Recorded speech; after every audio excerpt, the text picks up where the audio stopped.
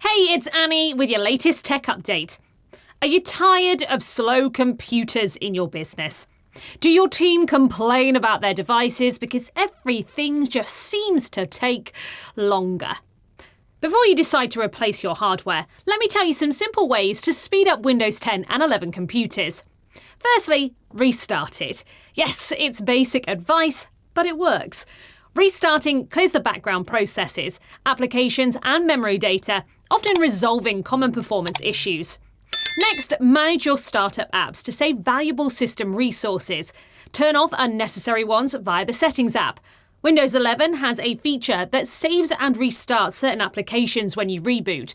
While convenient, it's not ideal for performance. So, turn it off. Lastly, uninstall unnecessary apps. They clutter your system and slow it down. By removing them, you'll free up space and resources for better performance. Of course, rather than doing all this yourself, why not get our team to do it for you?